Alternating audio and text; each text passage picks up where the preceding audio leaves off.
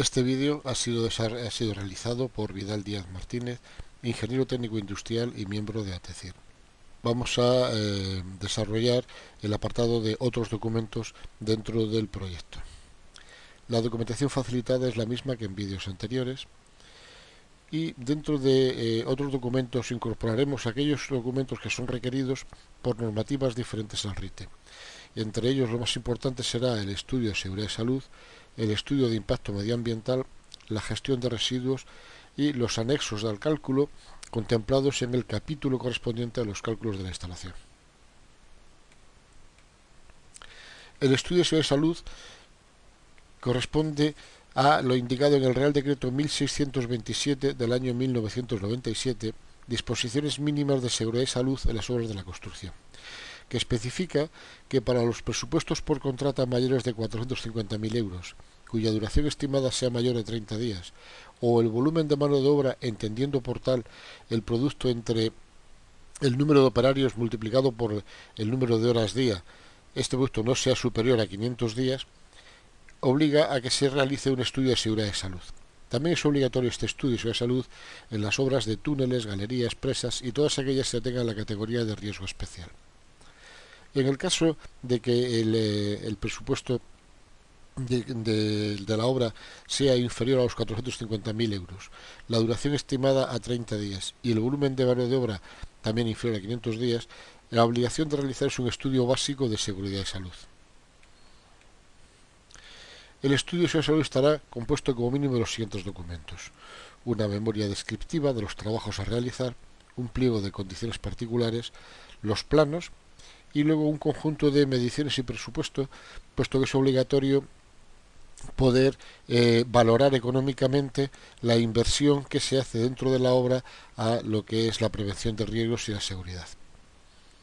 Por lo tanto, debemos de incorporar un presupuesto que será totalmente ajeno al presupuesto de la instalación. En cuanto a la memoria descriptiva, deberá estar compuesta por los procedimientos de trabajo, donde indicaremos qué trabajos vamos a realizar y cómo los vamos a realizar, qué equipos técnicos y medios auxiliares utilizaremos en obra, entendiendo como tales desde una simple escalera de mano, una soldadura, un taladro, a una grúa autopropulsada o una elevadora o una carretilla.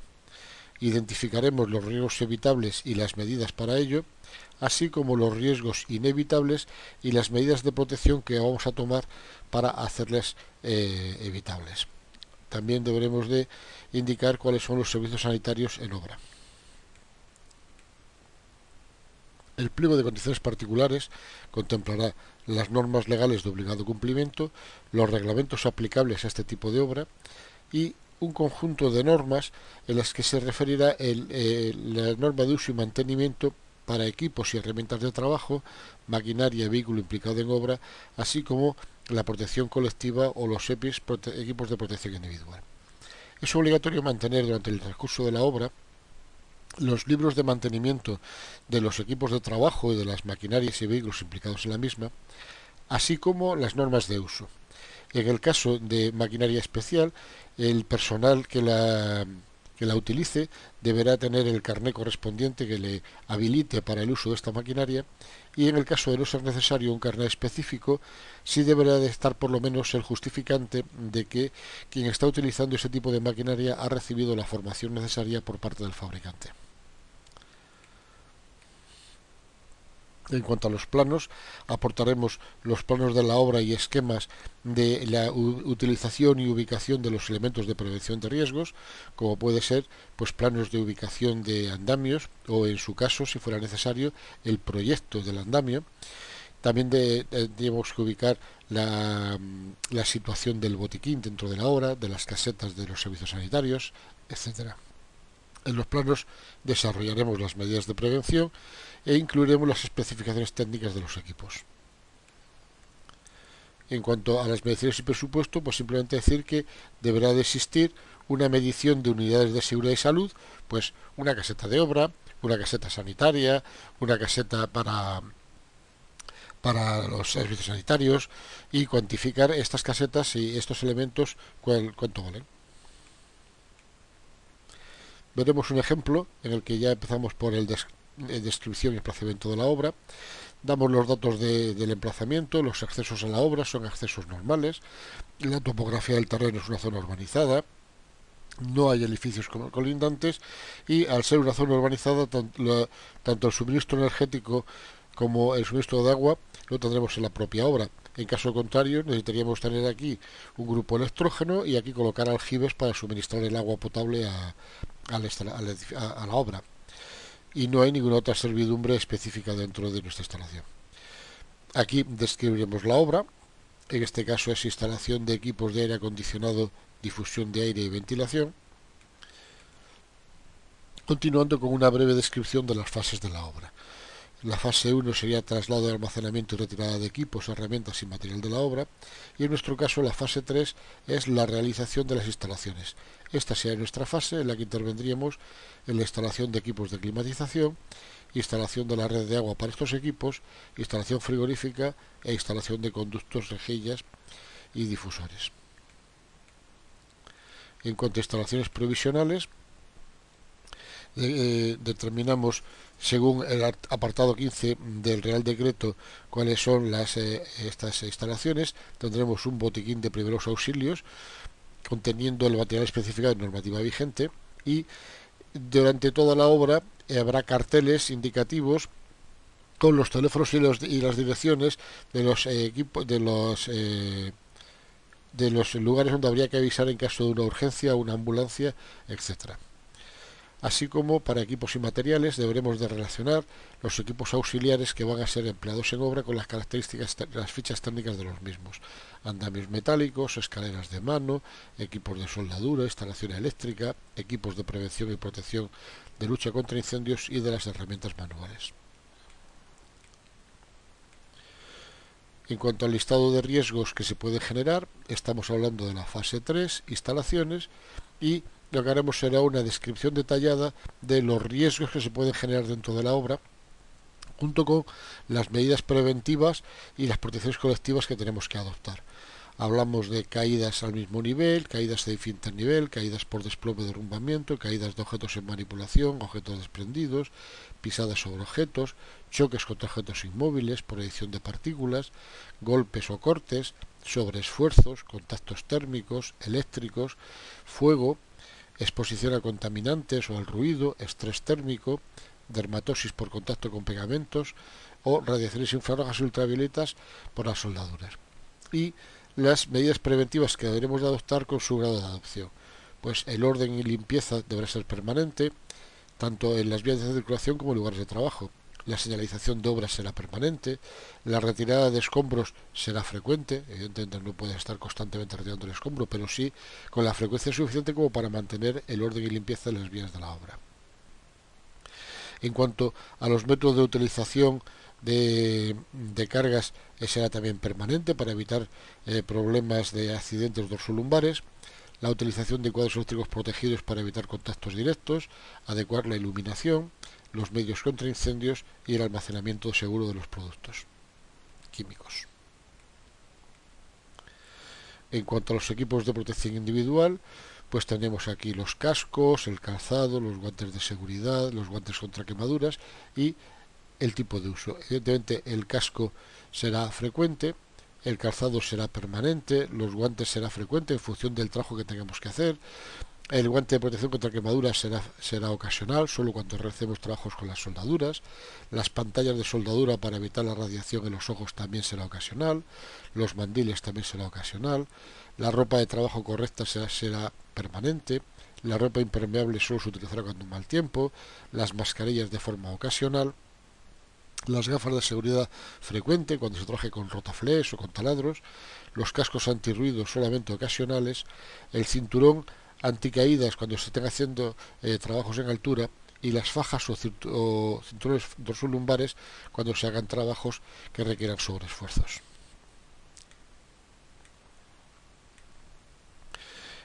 Continuando con los diferentes documentos del estudio de salud, pues tendremos la normativa aplicable, aquí vemos la ley de prevención de riesgos laborales, el reglamento de servicios de prevención, disposiciones mínimas es el decreto que veíamos antes.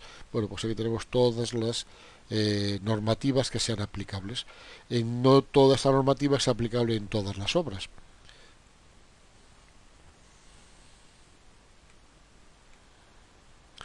El siguiente documento que tendríamos que editar en nuestro proyecto será el estudio de impacto ambiental. Este no es siempre obligatorio, solo es obligatorio en determinados casos. Por ejemplo, cuando se trata de hacer una extracción con geotermia, puesto que la realización de pozos en el suelo, en el subsuelo, requiere de estudios y de permisos específicos. Cuando se hace una calefacción o refrigeración de distrito, en los cuales vamos a enlazar varios edificios con una central de producción, y por lo tanto tendremos que hacer un estudio de impacto, puesto que tendremos que hacer circular todas esas tuberías entre los edificios. En los edificios que tengan aparcamientos bajo rasante, por lo mismo tenemos que hacer unas excavaciones y deberán de llevar un estudio de impacto ambiental. Y en todos los casos determinados por la Ley 21 del 2013 de impacto medioambiental, o que sean exigibles por otro tipo de normativas, bien autonómicas o bien locales.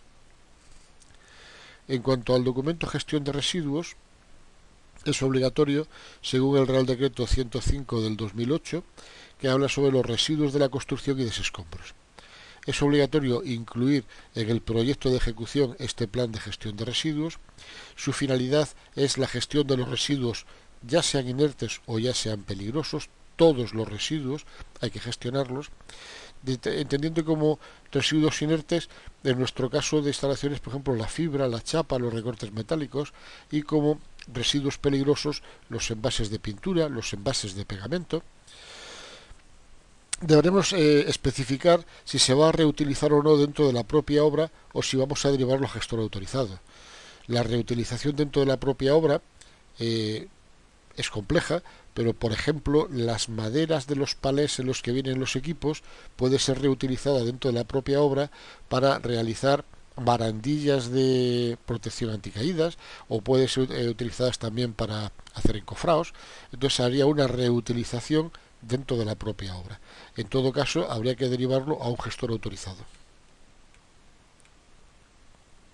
El plan deberá identificar los residuos según la orden ministerial 304/2002.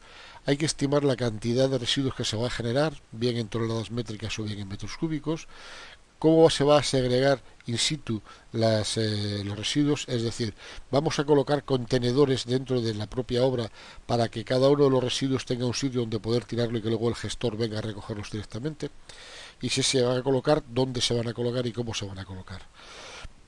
La previsión de reutilización en obra o en otros emplazamientos, lo que comentábamos de la madera. En ese caso habrá que indicar qué residuos son los que se van a reutilizar y en qué lugar han de depositarse. Si va a haber operaciones de valoración in situ de los residuos, cuál es el destino previsto para los mismos, los planos indicando la ubicación correcta de los sitios donde se van a depositar estos residuos en tanto en cuanto llega el gestor autorizado, instalaciones de almacenamiento, sus instrucciones, así como la valoración del coste previsto para la correcta gestión de los residuos. El gestor de residuos nos cobrará por cada tonelada o por cada metro cúbico de residuo que se lleve. Hay que hacer una valoración e indicarla dentro de este documento. Y por último, en cuanto a los anexos de los cálculos, deberemos de incluir tantos anexos como sean necesarios, que los que habíamos visto ya en el capítulo correspondiente, para no hacer excesivamente extenso ese capítulo. Aquí podremos incorporar los anexos, por ejemplo, los cálculos de cargas pormenorizados, puesto que nosotros al hacer un cálculo de cargas de un edificio lo vamos a hacer local por local, sale una cantidad de documentación importante. Podremos utilizar en el capítulo cálculos del proyecto simplemente los resúmenes por zonas o por circuitos, y aquí aportaríamos el cálculo pormenorizado por locales. Los cálculos de tuberías y conductos por tramos, los cálculos de los equipos de producción, los cálculos para los equipos de bombeo, los cálculos para los equipos de tratamiento, de la difusión, las tuberías de refrigerante, eléctricos, los listados de punto de control y los cálculos de cobertura solar por días o por meses. Toda aquella documentación que sirve de base para realizar el cálculo final de nuestra instalación, pero que realmente solamente utilizaremos en el apartado correspondiente los resúmenes. Aquí vemos un ejemplo de cálculo de cargas pormenorizado por locales, en este caso. Veríamos el local que estábamos trabajando, el diseño en frío y el diseño en calor, con el detalle de metros cuadrados de cada uno de los elementos, pues del solar, del techo, de la ventana, con las cargas totales, tanto sensibles como latentes. En este caso de calor no hay latente, pero en el caso de frío tendríamos una carga final, que es la que luego utilizaremos en el resumen en el capítulo de cálculos. En cuanto a cálculos eléctricos, pues lo mismo por cada una de las líneas. En este cuadro la tenemos denominada así: la potencia prevista, la sección prevista, la tensión, el coseno de phi, la intensidad nominal, el tipo de conductor que tenemos que poner, el cálculo de la corriente de cortocircuito, etc.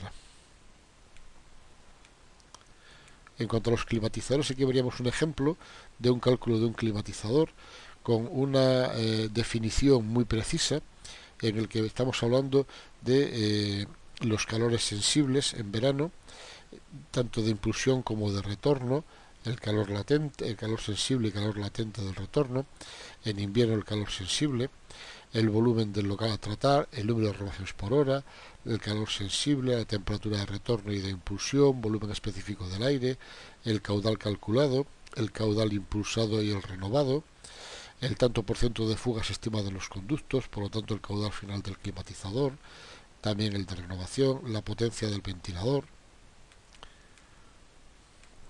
Continuando con la definición de este climatizador, vemos que se define según el diagrama psicométrico.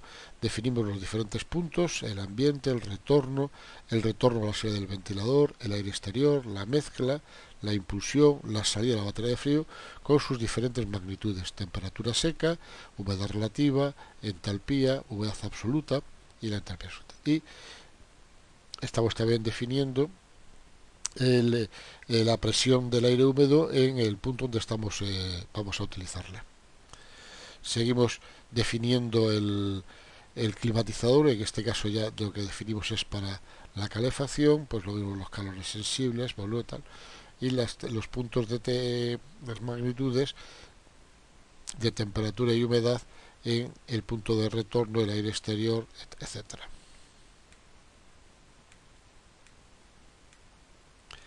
Y por último, lo que tenemos es el resumen de todo lo que hemos visto anteriormente, en el que determinamos el caudal de impulsión y el caudal de retorno del climatizador, el caudal de renovación, la potencia en frío y en calor, en temperatura y tanto por ciento de humedad, la potencia en calefacción y la capacidad de humectación de nuestro humectador.